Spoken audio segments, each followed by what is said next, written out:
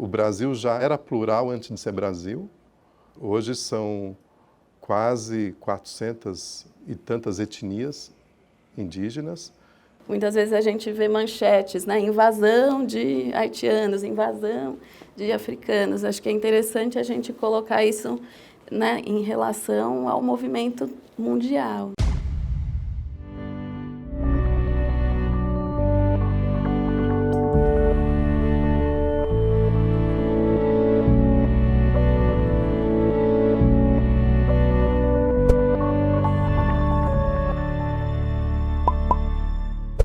Prazer enorme estar aqui. Eu sou o Denis. É um prazer estar aqui conduzindo esse debate do curso Um Brasil Sustentável, que é uma realização do canal Um Brasil, em parceria com a Unifesp, com a RAPS e com a FEComércio de São Paulo. E estou aqui ansioso por essa conversa, que imagino que vai ser bem interessante. Uma dupla bem plural aqui ao meu lado. A intenção é que a gente transforme isso numa conversa, o máximo possível.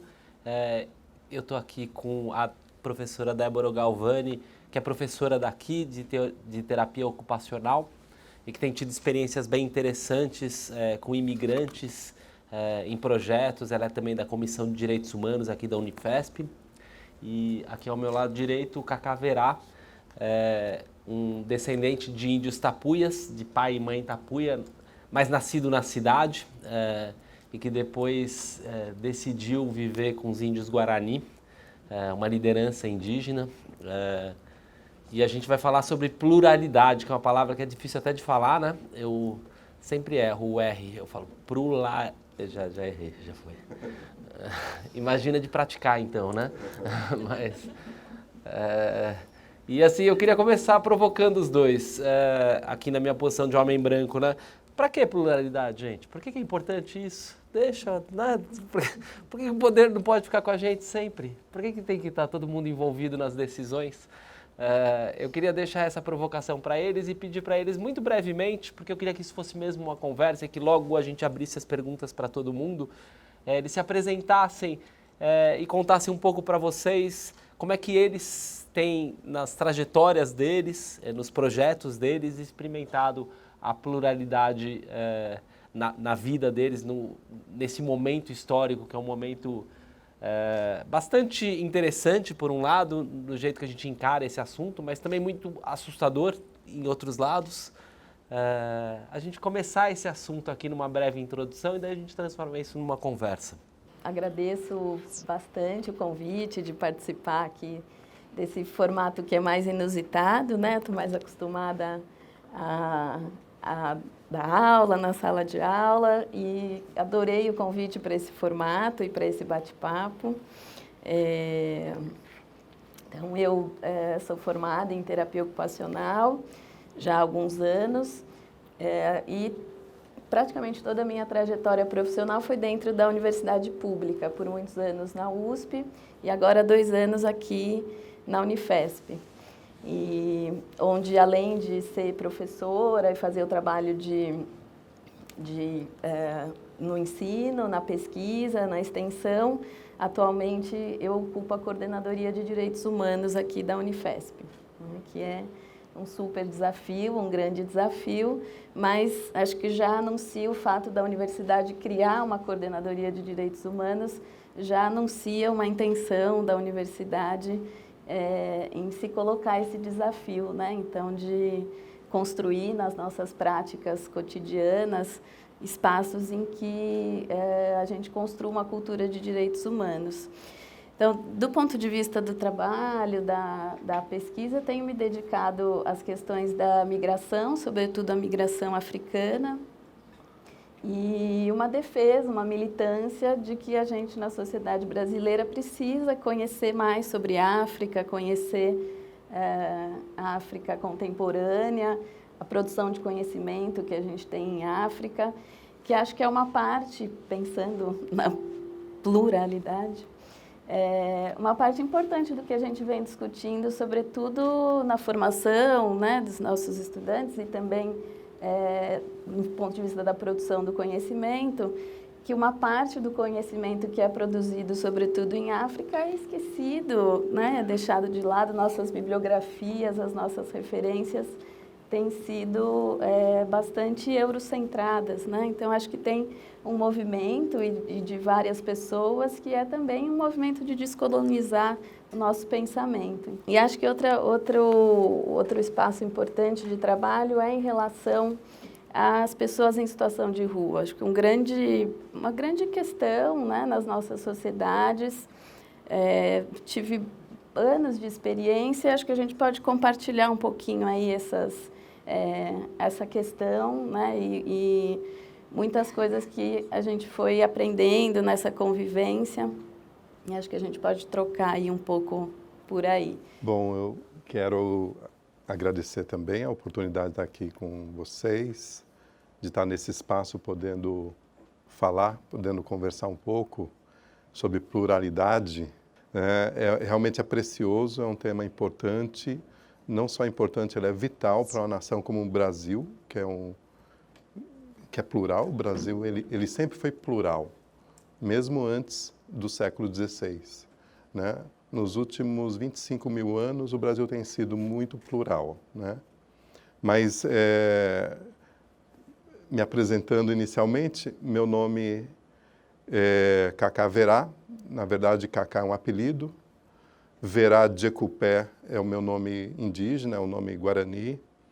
Eu nasci em São Paulo, não sou guarani de origem, minha origem é tapuia, como você disse, né? Meus pais vieram migrando de uma região de Minas Gerais, do norte de Minas, e eu tive a oportunidade de estudar na escola pública, de conviver com toda uma pluralidade já na periferia da periferia de São Paulo, né? E nos anos 80 eu iniciei uma vida dentro de uma comunidade guarani, e os Guarani acabaram me adotando, daí o nome Verá Jecupé, né? Que eu também adotei, né? Porque o meu nome tapuia é Tutuk, é um nome mais difícil de dizer, né? A língua tapuia é a língua G, e mesmo porque Tutuk Meklanotiri é difícil, né? E a tradução também, porque Verá Jecupé é o guardião, né? Jecupé é o que guarda, o que é o guardião que protege a floresta. E Tutuk é cabeçudo, então é melhor ser Verá Jecupé. É verdade, Tutuk é cabeçudo na língua G.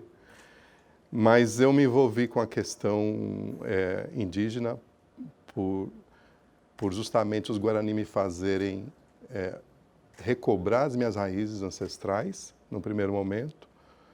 No segundo momento, perceber essa realidade múltipla de diversos parentes, diversas civilizações.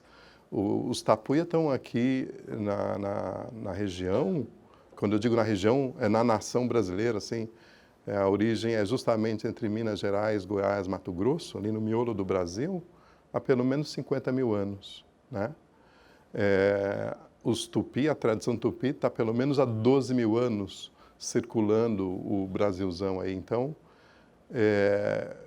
o Brasil já, por isso que eu digo, já era plural antes de ser Brasil. Hoje são quase 400 e tantas etnias indígenas. Significa que nós temos quase 400 modos de vida civilizatórios diferentes, línguas diferentes, maneiras diferentes, sendo que algumas dessas civilizações impactaram com a chegada no século XVI de outras civilizações, né? Os portugueses, de um lado, os franceses e os holandeses no início, que gerou, então, dessa pluralidade existente, toda uma diversidade. E nós temos uma grande dificuldade ainda hoje, nós, enquanto cidadão, povo brasileiro, de lidar com isso. E quando eu digo nós, na verdade, é uma pequena minoria elitista que está no poder desde o século XVI, dividindo o Brasil em capitanias hereditárias, né? Existe uma dificuldade de acolher essa pluralidade, essa diversidade, né? E quando eu conheci os Guarani e depois fui conhecendo outros parentes, outros povos, né? Os Chavantes, os Krenak, os Machacali, os Camaiorá, Calapalo, etc.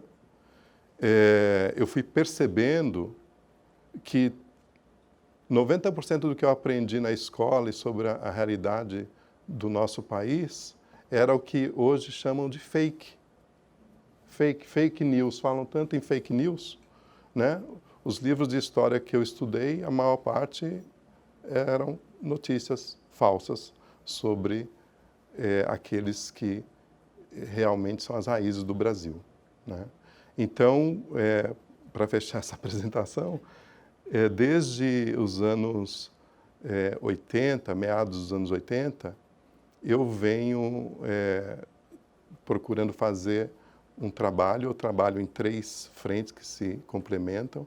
Uma é dentro de comunidades tradicionais, de fortalecer essas comunidades no sentido de favorecer elas ganharem uma certa autonomia, inclusive econômica, mas que essa autonomia passe por uma valorização das suas próprias culturas, da sua diversidade, da sua particularidade, que é o segundo ponto do meu trabalho. E o terceiro ponto é a difusão dessa cultura, dessa diversidade cultural, né? A difusão, inicialmente nos anos 90, o objetivo dessa difusão era fazer com que a sociedade justamente entendesse, diminuísse o preconceito que vem de uma ignorância em relação a toda essa pluralidade, né? E que, a partir de diminuir esse preconceito, pudéssemos, então, criar um espaço para possibilitar haver uma verdadeira inclusão dessas raízes que ainda hoje não há. Eu mencionei esse momento que eu chamei de interessante e assustador ao mesmo tempo, e fico imaginando que talvez fosse interessante, eu gostaria de ouvir vocês conversando sobre isso. Porque assim, o fato da gente estar tendo essa conversa é interessante, né? Porque é uma conversa que não era tida. Tem uma preocupação crescente, né? Com toda essa história do lugar de fala, de incluir gente que não estava participando da conversa, né? No caso da cultura indígena, por exemplo, tem uma explosão, né? O cinema indígena, sim, a expressão indígena, que é algo que ficou calado e suprimido por muito tempo. Sim. E daí eu acho que a gente vê muito isso no seu tema de interesse, né, imigrantes da África, como, né, achava-se que a África era um país, né, as pessoas não tinham noção da diversidade da África, e você experimenta essa questão de vários lados, né, porque como mulher também era muito frequentemente excluída das conversas, né, tem uma mudança muito clara de atitude em relação a isso. Mas a sensação que eu tenho é que tem também uma atitude raivosa crescendo, né? Sim. Tem um momento que... É isso que eu queria perguntar um pouco. Como é que vocês estão experimentando esse momento? No seu projeto, como é que você sente? Tem um acirramento dos ânimos e dos ódios quando você conversa com imigrantes africanos? Você percebe isso? Na sua própria condição de pesquisadora e professora universitária mulher, nos debates que dizem respeito a isso. E a gente percebe também, ouve muito falar sobre como está difícil ser índio dentro da aldeia nesses momentos de desmontagem de garantias ambientais e das pessoas, de repente, se sentindo à vontade de falar abertamente coisas que a gente achava que não podia dizer, né? Como é que vocês percebem isso? E aqui eu queria abrir para conversa mesmo. Vamos falar juntos sobre isso? Então, acho que realmente, acho que é a questão do momento, né? Em relação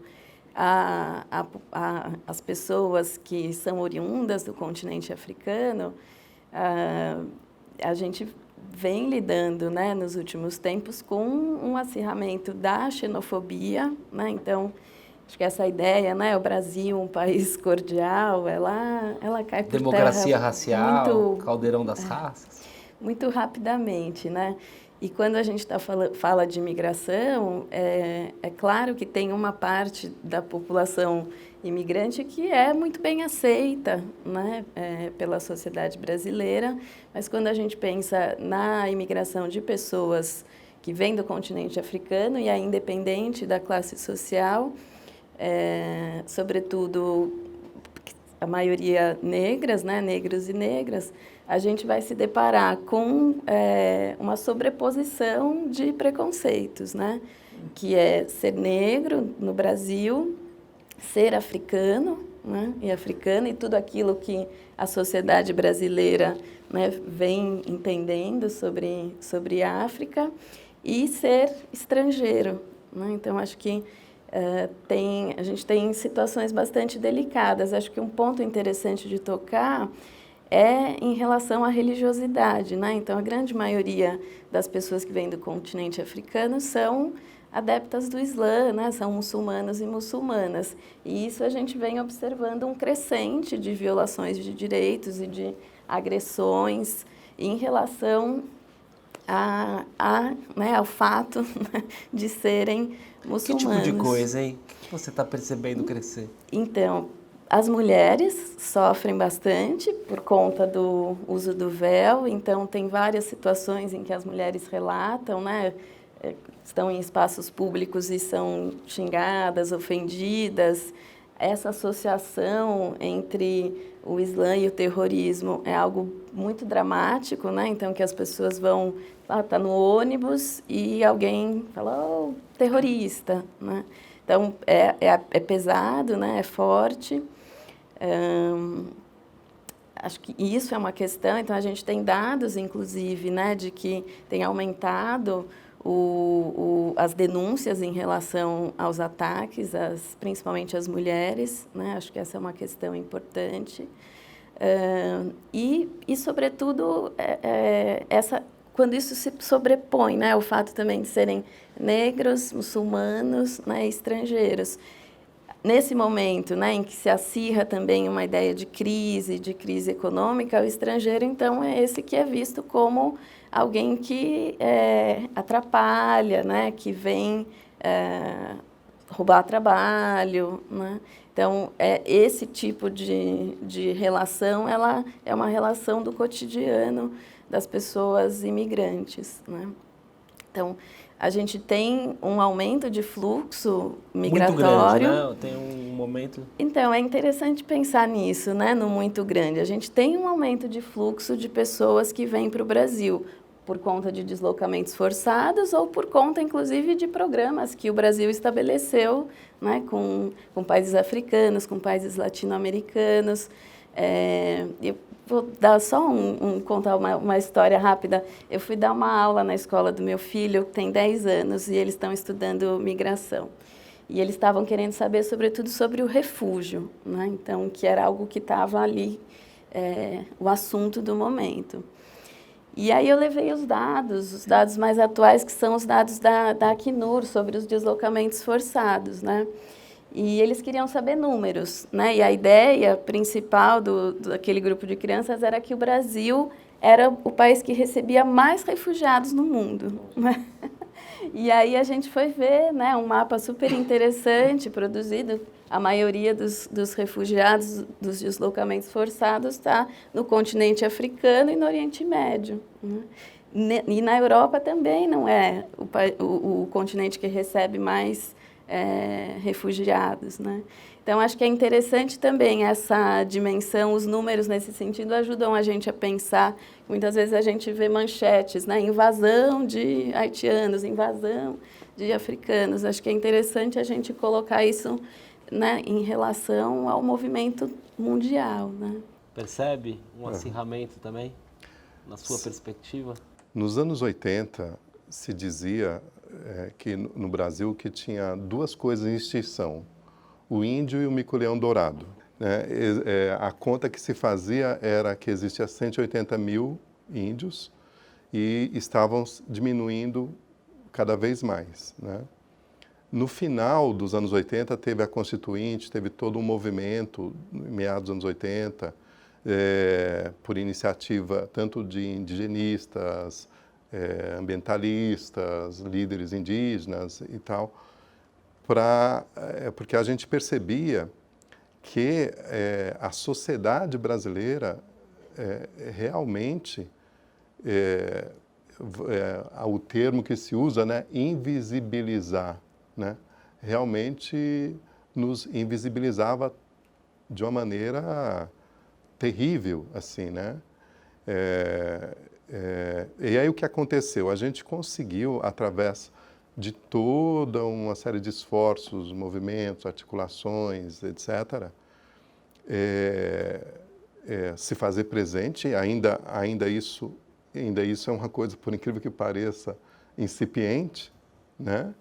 E o grande ponto assim histórico foi justamente naquela constituinte do final dos anos 80, porque, para você ter uma ideia, veja bem, o índio já era excluído culturalmente, socialmente, e também, do ponto de vista do Estado, não existia, né? A regra que a lei seguia e deu uma amenizada em 89, era que uma regra do século XVI, né, mais ou menos da década de 40 a 50 do século XVI, que se dizia que índio não tinha alma, tanto é que ele era chamado de gentio da terra. A palavra gentio, com o no final, na língua portuguesa arcaica, significa coisa, sem alma, né? E isso, depois eu descobri que isso foi usado, esse termo, para justificar a escravização indígena. Pouca gente fala, né? Muito se fala, e tem que se falar mesmo, de todo o processo da escravização e desigualdade com relação aos africanos, mais de 350 anos de escravização, mas durante os primeiros 150 anos, essa pluralidade de culturas, de civilizações, foi totalmente escravizada. Quando veio a escravização africana, deixou de ter valor e passou a ser perseguida, né? Existia uma profissão no século XVII chamado bugreiro, que era o sujeito que vivia de caçar índios e ganhava por pares de orelhas, né? Então, essa pluralidade foi primeiro escravizada, depois foi caçada, literalmente, durante mais de 150 anos, e depois foi desestruturada culturalmente, porque toda a cultura desses povos está diretamente relacionada com o ecossistema em equilíbrio. Então, à medida que havia desequilíbrio de ecossistema, havia desequilíbrio social e cultural desses povos, e foi se invisibilizando, né? No entanto, o que aconteceu depois, né, com as pressões de líderes, pessoas que tinham conhecimento um pouco melhor, um respeito maior, foi, de repente, perceber que, na verdade, o Brasil passou 450 anos tendo a miscigenação com diversos povos indígenas, predominantemente de origem tupi, mas não se reconhecia e ainda hoje não reconhece também como tendo uma origem indígena também, né?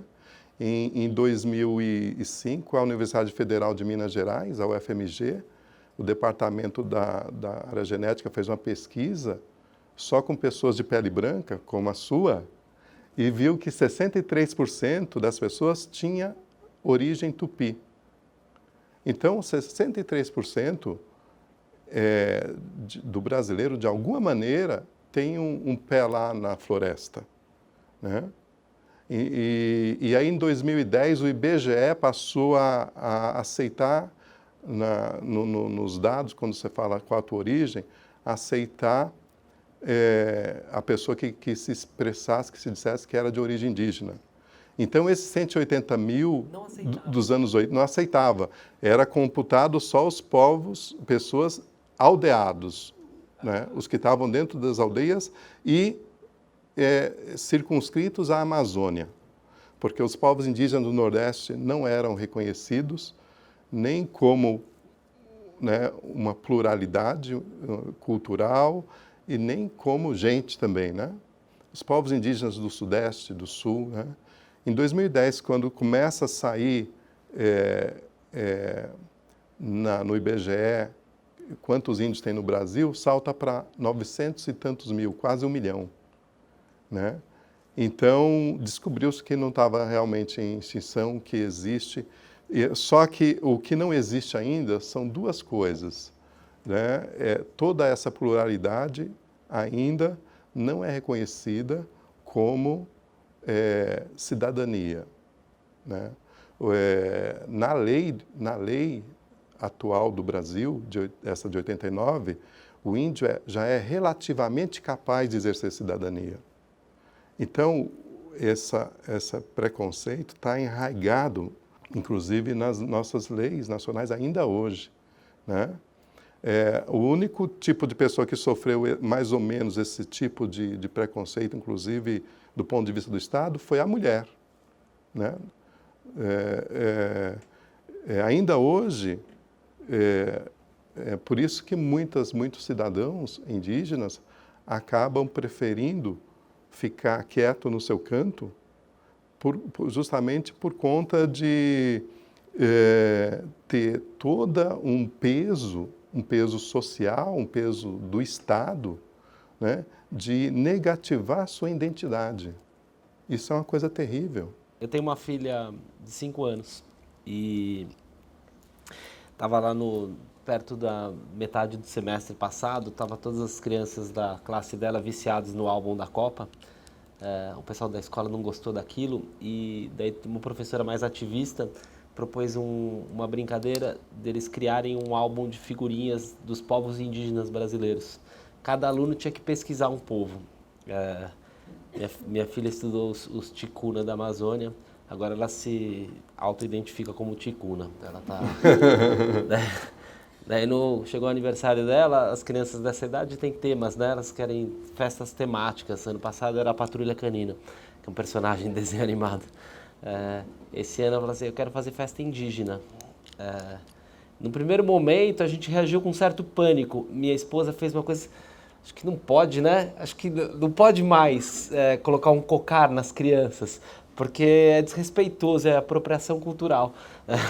E a gente decidiu contra isso. Eu acabei indo na 25 de março, comprando um cocar de penas sintéticas, porque eu fiquei achando que se surge um interesse numa criança, não é meu papel reprimir esse interesse. Né? A bisavó dessa menina tinha sangue indígena que ela reprimiu, porque ela viveu numa família em que as crianças mais brancas tinham mais oportunidades do que as mais escuras. Se a criança está expressando esse desejo, eu acho que é nosso papel deixar que se expresse, né? E eu estou fazendo essa longa introdução para perguntar um pouco sobre essa discussão de lugar de fala e de apropriação cultural. O quanto é importante falar disso hoje, tanto em relação a africanos, quanto em relação a mulheres, quanto em relação a indígenas, e o quanto essas discussões não correm risco de reprimir manifestações que anos atrás eram impossíveis e, de certa forma, dificultar a identificação desse país como um país orgulhosamente plural. Hoje em dia, eu digo assim, de 94 para cá, eu juntamente com vários parentes, líderes assim, de etnias diferentes, focamos muito numa ação educativa de passar informação, inclusive através de livros escritos por autores indígenas, que levam as suas mitologias, suas visões de mundo, seus modos de vida, nas escolas. Então, hoje nós temos assim uma escola, principalmente na primeira parte, assim, né, na primeira infância, com muito mais potencial, possibilidade, informação sobre essa pluralidade, essa diversidade cultural, do que na minha época, por exemplo. E quando a criança ou jovem se manifesta, eu vejo isso de uma maneira boa, de uma maneira positiva, quando quer expressar, né? Outro dia perguntaram para uma parente minha do povo Kalapalo, a Isane Kalapalo, é justamente isso, olha, estão querendo usar cocar, vocês são contra e tal. Lá na escola, as crianças querem. Ela falou, não, nós não somos contra, nós aqui Calapalo, um povo do Xingu, falando, porque isto é uma referência, é um símbolo que nos representa e, de alguma maneira, nós estamos sendo lembrados, né? O que a gente não gosta mesmo é quando fica imitando nós, indígenas, como se fossem os mesmos índios norte-americanos, né? Com aqueles gestos norte-americanos, ou então cantando música da Xuxa, né? Isso a gente não gosta muito, né? Mas, então é bem sutil assim, né? Que não pode, que não pode. E também fazer a ode à mandioca, né? Como se os povos indígenas inventaram a mandioca, né? É muita falta de informação, é muita desinformação sobre toda uma sabedoria que também é plural e diversa, que de alguma maneira está presente e influenciou o povo brasileiro na culinária, na medicina, no modo de relacionamento e em outros fatores, assim. E algumas coisas poderiam influenciar mais ainda, como, por exemplo, na questão da sustentabilidade. Eu acho que eu fiquei pensando nessa sua provocação também de uma outra dimensão, a partir dessa dimensão da produção do conhecimento, do nosso lugar também, dos nossos lugares na universidade. E gosto de uma expressão, eu ouço bastante o movimento das pessoas com deficiência usar essa expressão, nada de nós sem nós, que eu acho que é sim um exercício constante, né, que a gente precisa fazer de tentar trazer uma pluralidade de formas de conhecimento, né? Então, que seja escrito, que seja oral, né, que seja a fala do indígena, da indígena, enfim, falas diversas, né, que são lugares de conhecimento diferentes, né? Então, por muito tempo a gente trabalhou com uma forma hegemônica, né, de pensar o conhecimento ou de valorizar o conhecimento.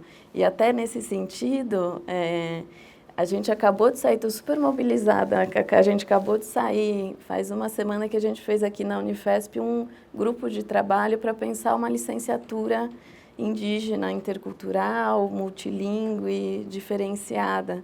E aí eu me deparei com uma informação, que era um desconhecimento meu, o Estado de São Paulo não investiu, né, na formação de professores, teve uma licenciatura, né, na história, lá nos anos 2000, e nunca mais investiu, né, diferente de outros estados que tiveram... Sim, Salvador, na Bahia, é um exemplo. A UFBA tem assim, uma formação, uma abertura e uma formação constante assim, de representantes indígenas do Nordeste, jovens, sabe?